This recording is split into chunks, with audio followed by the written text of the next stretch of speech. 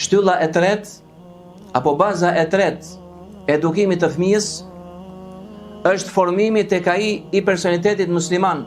Dhe kjo bëhet duke rrënjosur tek fëmijët tanë dashurinë për të madhin Zot, për krijuesin dhe furnizuesin ton Allahun subhanahu wa ta'ala. Dashurinë për profetin ton të dashur Muhammedin sallallahu alaihi wasallam.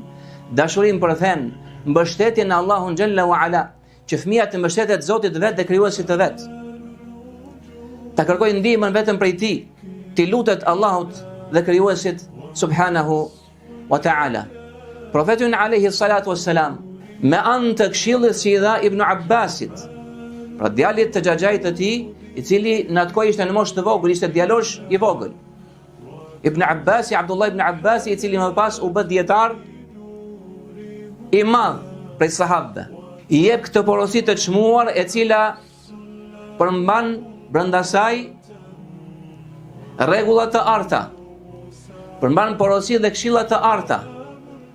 Ndërkohë që e kishte pas vetes, i thot: "O djalosh, do të mësoj disa gjëra, disa çështje të rëndësishme. Ruaj caqet dhe kufit e Allahut, që Allahu të ruaj ty." Pra ruaj fen e Allahut, përmbushi detyrimet dhe largoju ndalesave të Allahut të lartësuar. Ruaj fen e Allahut, ruaj Allahun në mënyrë që ta kesh Allahun gjithmonë përpara teje, ta kesh në ndihmën tënde. Nëse kërkon këtë gjë, bëje vetëm prej Allahut, kërkoje Allahut. Dhe nëse kërkon ndihmë, kërkoje vetëm prej Allahut. Pra, mbështetet tek Allahu xhalla wa ala. Më pas i thotë që nëse të gjithë njerëzit mblidhen të bëjnë dobi, nuk mund ta bëjnë këtë gjë, vetëm se Allahu, vetëm ai se Allahu ka caktuar për ty.